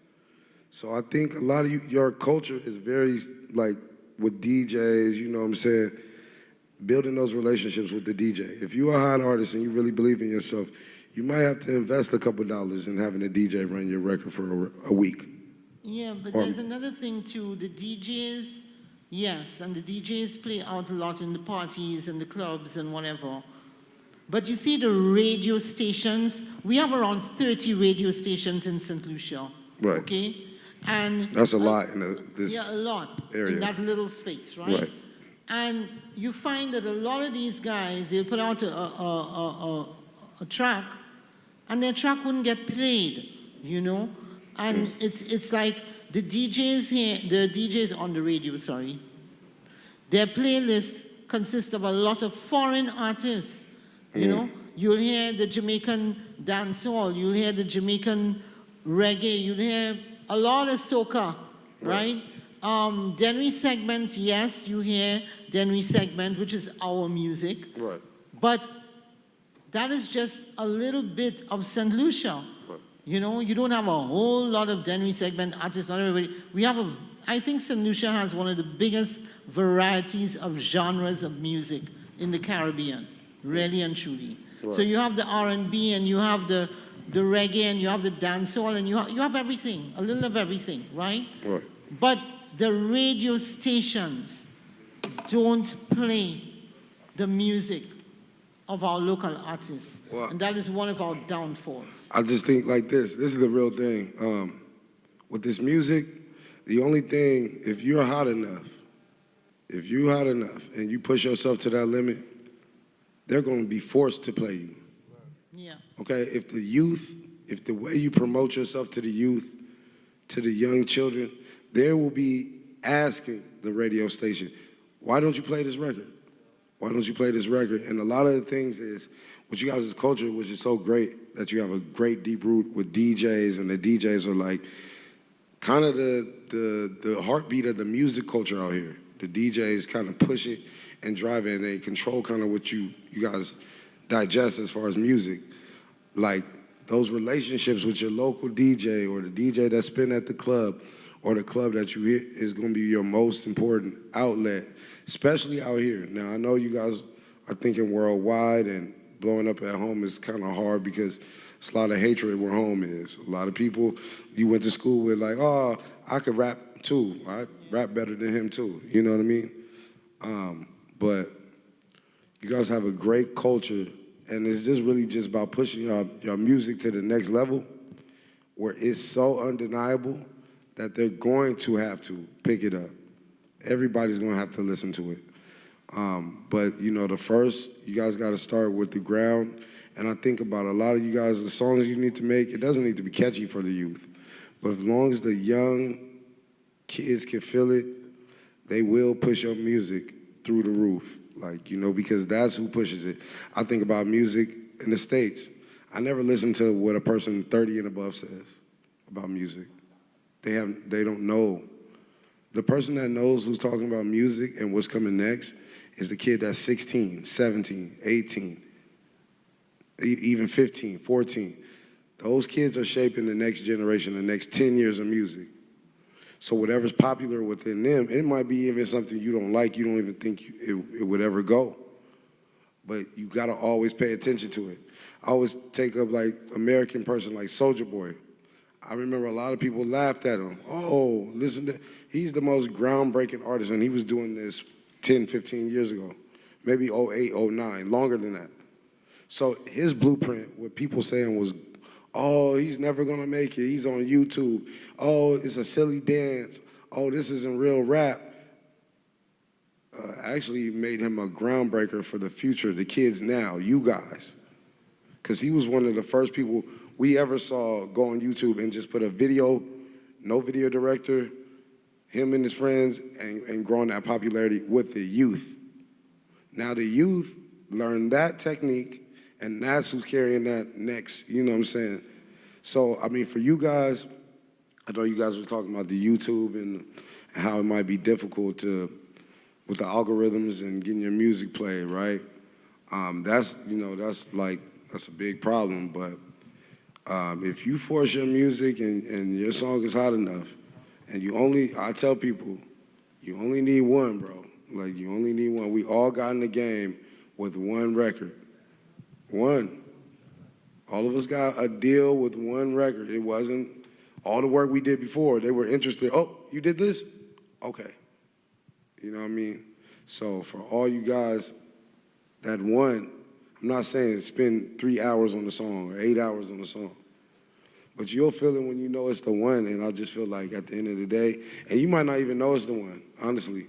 I don't think any of us on this board knew the beats that we made and gave to the artist was gonna be the one they picked.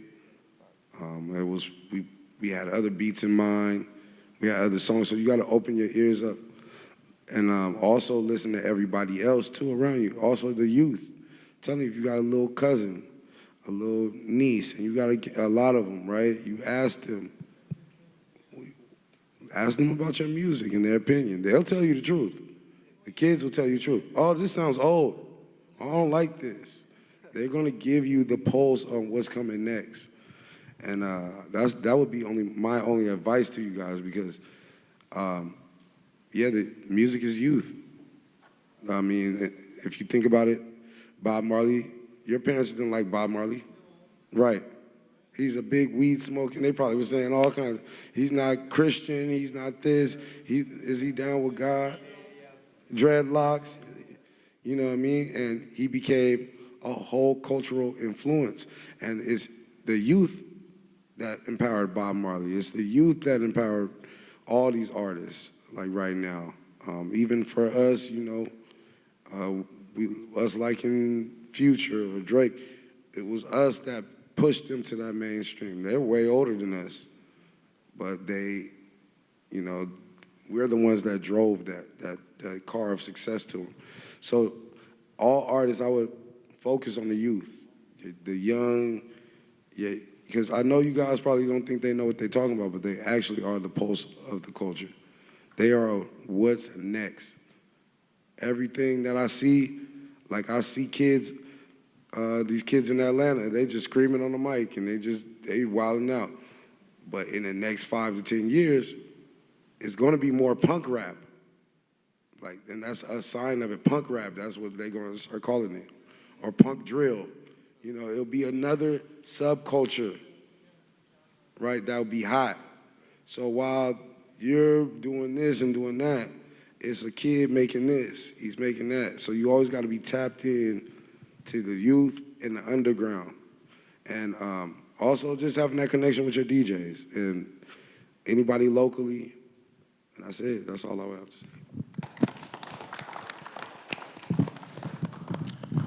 Something that she touched on that I wanted to comment on is about the radio play and those collaborations, because collaborations don't really only mean in music. For example, your music can't fill out the entire hour of radio play. But if you could get a connect and the DJ is putting you on, why not connect your friend or somebody you met here on the camp and say, hey, can you play this guy as well? Because they need to fill the airtime for an entire day. Oh, no, what I'm saying is the artists who are already having theirs played. Yes. I know, which is what I'm saying. So if Sire is friends with one of those DJs and he's getting played, he can get him to also play somebody else. Where is the love? Most of the money made in royalties goes foreign because the airplay, they're not playing the local music as much. It's not that the music is not there or it's not available or they don't have it. They have it. There are certain stations, like when Radio St. Lucia was there, they had an entire day that they were playing only local music. Different genres of music, but it was local. The Vibe Radio has on a Thursday, they play local music, okay? But I'm saying that most of the other stations, they don't do that. It's not that they don't have the availability of it, or that it's not there, that they don't get it. They have it. But it's just that they go with the foreign music because they always think that that's what's trending. And that's what they feed our local public. And the public doesn't protest. The public goes with what's going on the radio. Well, that's the problem right there. So that's the problem, you know? I also have a point. So if we zoom, I want to use also P's word, pioneering. If we zoom out a little bit, this is the musical economy right here, the new one. Yeah. Who here is going to be that DJ? Who here is going to be that DJ with that idea that's going to say, you know what, I was here at this meeting. You know, I don't think that this is empty. I think this is perfectly full. I think everybody right here can leave with that idea and make this full next time so that DJ could be in here. Oh, the DJs need to be here. No, I know, but I'm saying the younger DJ, like this way, the way Merge just said, like the Yeah. younger DJ that's not gonna go by the rules, that's not gonna talk about royalty, that's not gonna do all that And stuff. there are a lot of them, so they need to be in this space. So next, Pairing, so everybody you know? here has a little bit of responsibility to spread that word to make sure that this is full next time. So that DJ is here, so that artist is here, so that writer is here, and understand like, oh, we can help each other here. Yes. We can change this musical economy. This is the pioneering ship. I agree, You know, this is the one right here. for Like, sure. Yeah.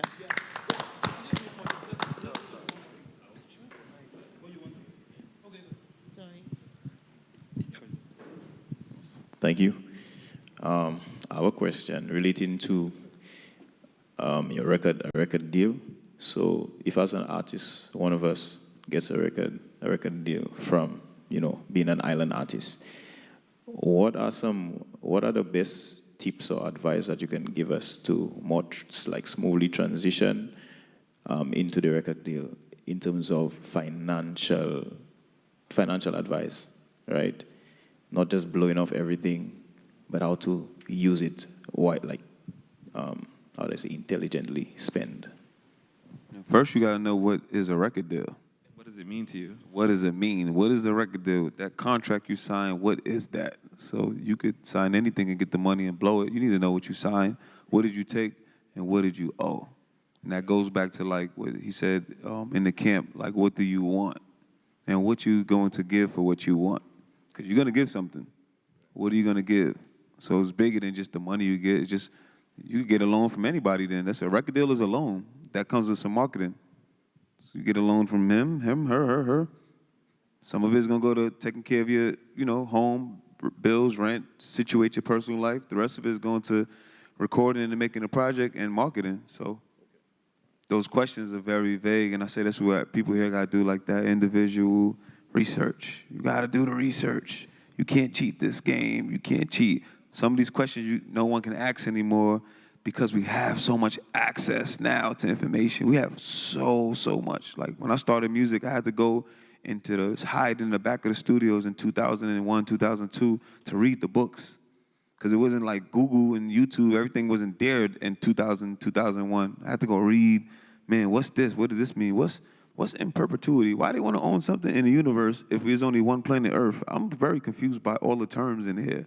So like I highly suggest like going to read before you just think about the money. Financial advice is financial advice. The record deal is just, the advance is just a loan against what they think you're going to make in the future.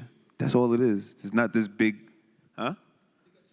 Yeah, taking a chance on you. That's all that advance is. It's like, I'm going to give you $1 million because I think I'm probably going to make 20 off of you.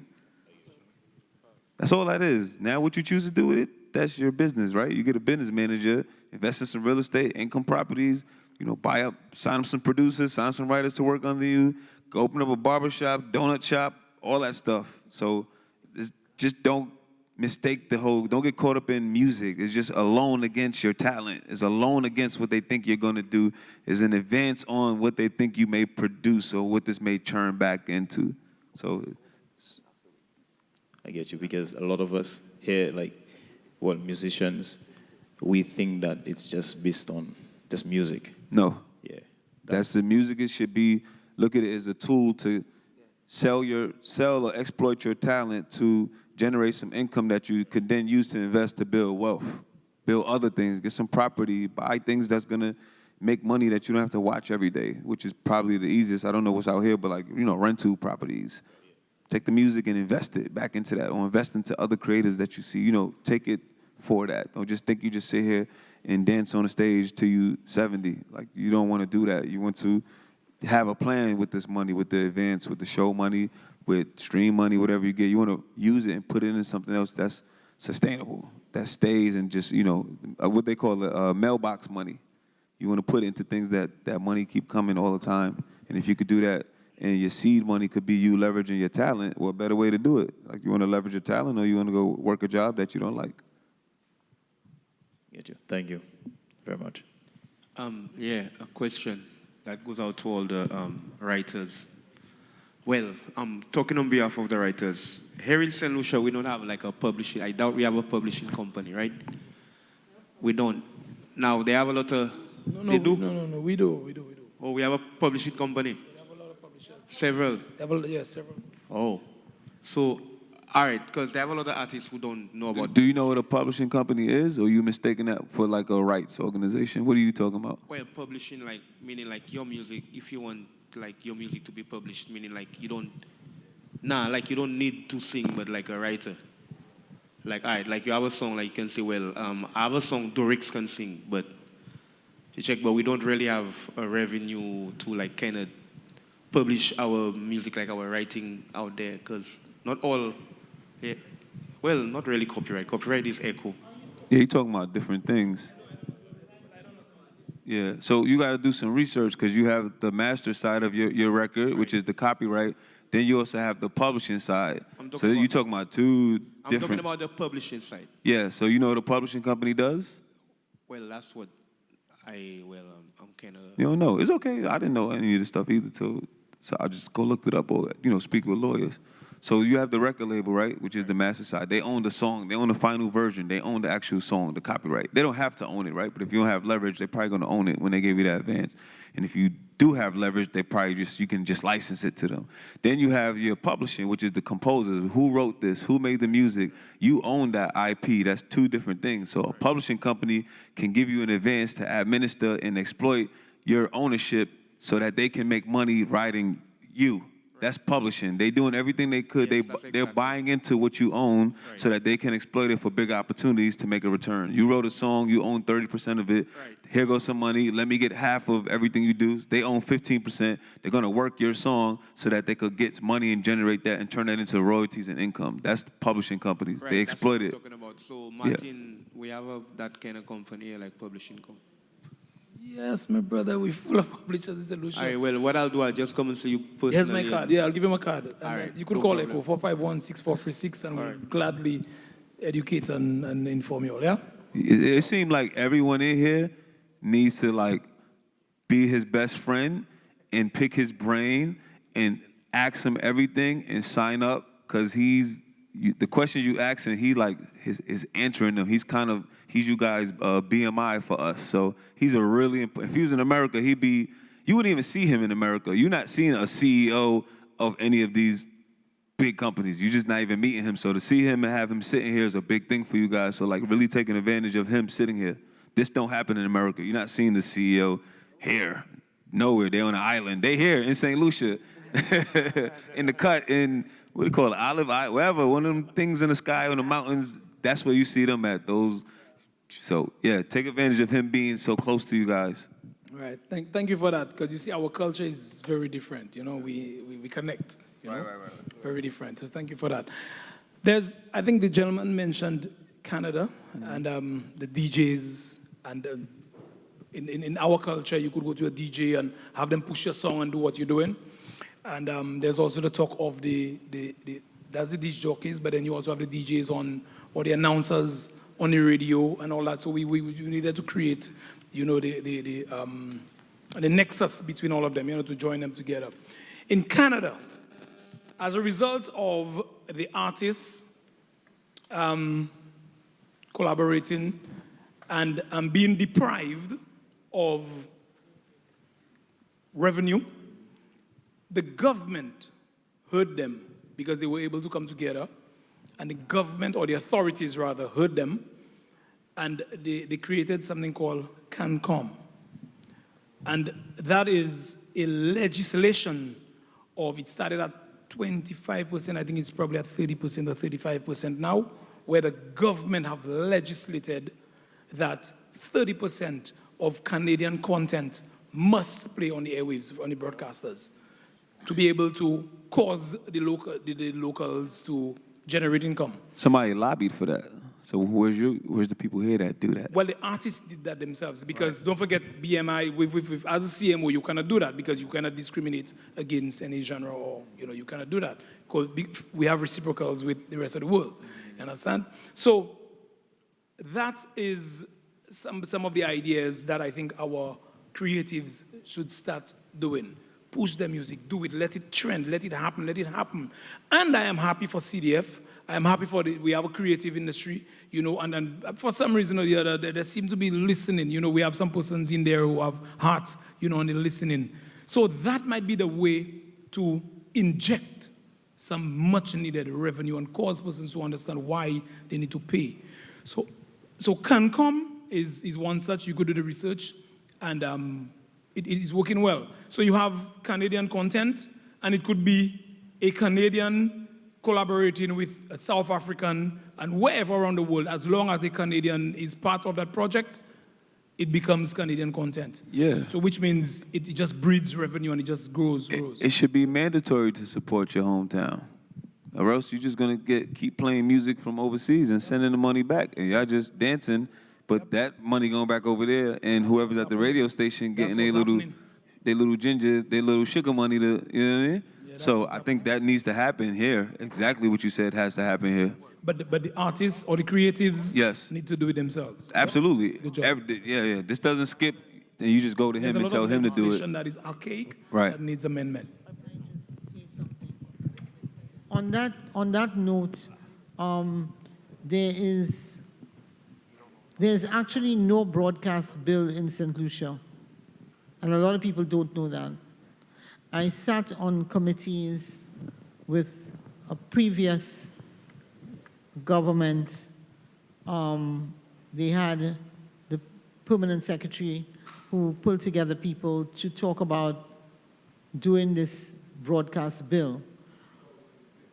All the time, no, I'm talking about 2 years ago, 3 years ago, before this government got in.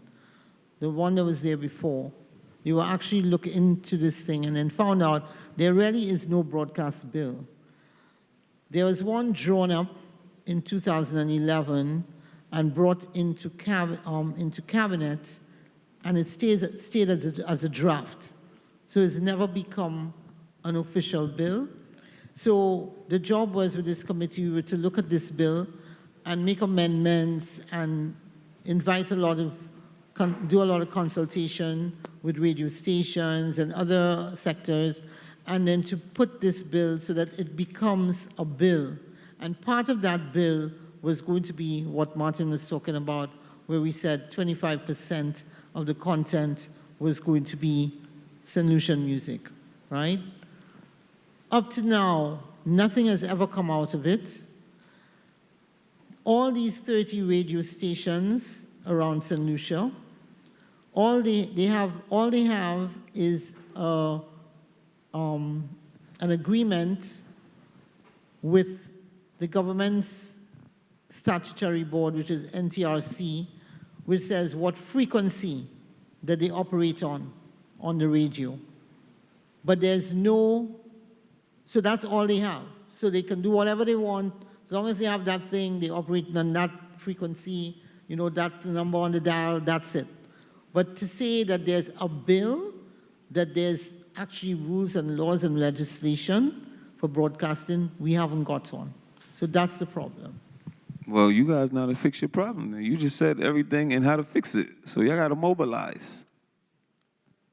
Yeah, but you see, another thing is that I'm going to say it here and with all these young people here, is that you have to take interest in your business. Yes. For instance, you do a track, you do a song, you record it, and you don't register it with Echo. And most of them don't, you know. Right. A lot of them don't. Right. So somebody now can just take that song and start doing something with it, and where are your rights? You have nothing registered to say this is yours. They go into recording studios. There's no sheet. What's the name of the sheet? The sheet. Split sheet. Huh? Split sheet. The split sheet. There's no split sheet. So they record on somebody's beat, or the producer does whatever. There's no split sheet.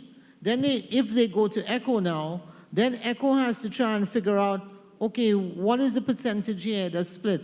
Well, that's a problem everywhere. There's no split sheet in anything we do anywhere. We just all know, like, Well, all right. we need to start doing that, because that's a problem.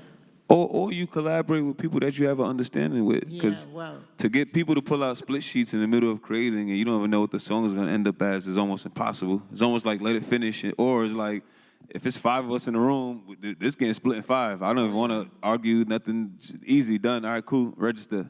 Right. It just makes it easier than... But then when it goes to register, you have to know what's going on, you know? So the artist goes and registers, but the producer has part of it too.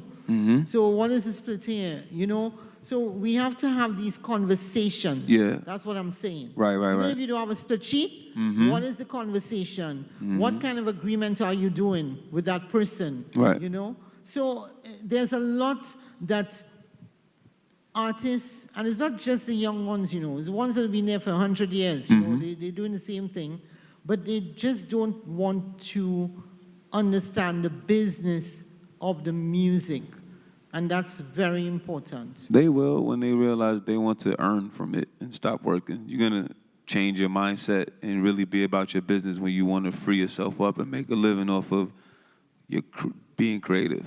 It's a huge difference. Once you start making money from something you love, you really get deeper in it because you say, okay, I got to protect this now. So now I want to stay here. I don't want to just make money this 1 year. I need to learn more. What do I do so I can stay in this, so I can live the rest of my life like this? And you're going to have your own self-drive, your own internal ambition and drive that no one outside has to tell you because you had a taste now. You had a taste of what this feel like to live off of just music only. Can we Like, get my brother in the back? Who's that? Oh. I think we need another mic. All right, so I have a slightly different approach when it comes to music, right? I feel like a lot of creatives and artists out here are too dependable, you understand? Like, you want to achieve a particular goal, you got to go after it at whatever cost it is. And if this doesn't work, you should try something else.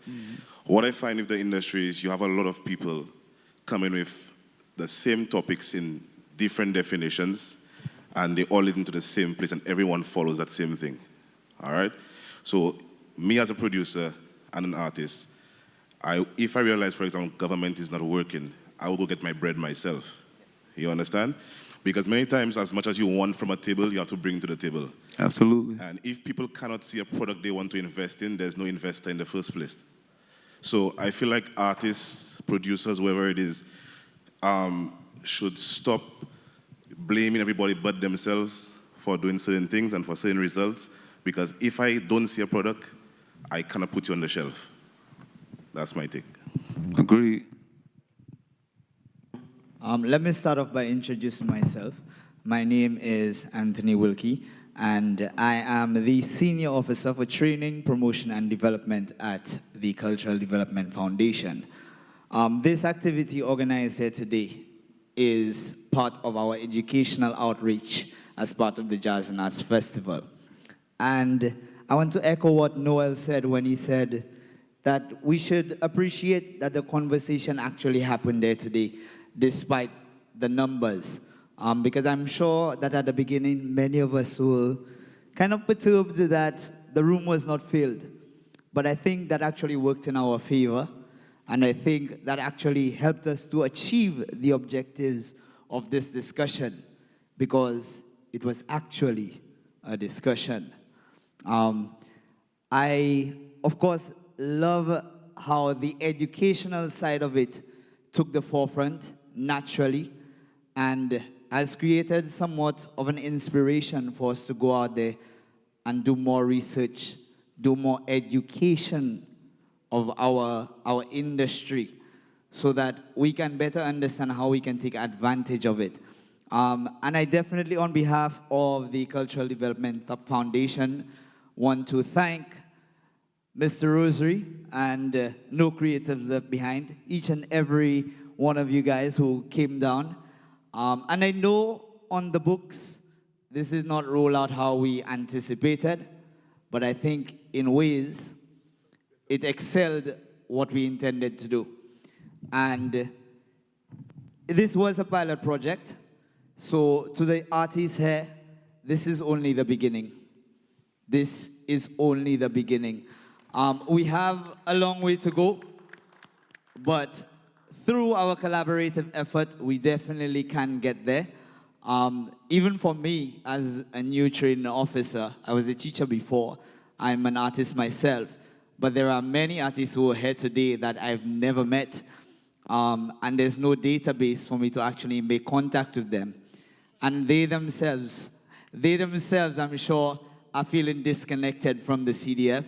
But let me take this forum to let you know that we are moving in a new direction, and we definitely want to collaborate more. We want to create more opportunities like this, where we have AMP present, we have ECHO present, we have you, the artists, present, and of course, you as well can invite other persons, because you have the network. In as much as I may have the office, you have the network, and the power really is there. Because I can tell you, looking out, I only spoke to like one person, that's Pilot, from my end, who is here. And yet still, so many other persons are here through the collaborative effort. So kudos to you, and that tells you that we are moving in the right direction when we talk about sharing with each other, and speaking of the DJs, to use them as a means of getting the music out there, getting to the point that we want to get. We have the power in the numbers on our end. So in as much as the organizations exist to make it happen, the driving force really is the numbers, you, the artists. So only through collaboration can we really achieve this goal that we are all eager and willing to benefit from. So again, I want to take this opportunity to thank everyone. Of course, our panel, our panelists, and Miss Jackie Weeks. Sorry, I need to stop calling that Miss Cherubin. Mr. Martin James, and of course, you in particular, our artists who came out to this discussion, because without you, there would have been no discussion. So I hope we can look at it from that perspective and we can appreciate the power that we have. And going forward, we can put that into play more to reap the benefits of what's actually available. Because we are living in a new time where we have the power. It's out there. We just have to go out and get it. So thank you so much for coming out and supporting this panel. And we look forward to more collaboration in the future.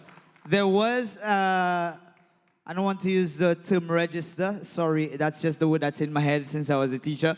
But there was something passing around where we are trying to gather information. I must say that that is also one of our initiatives that I am initiating at the CDF.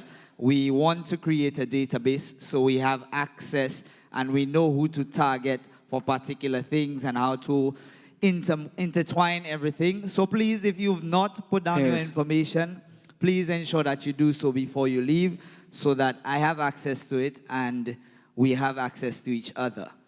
Thank you very much.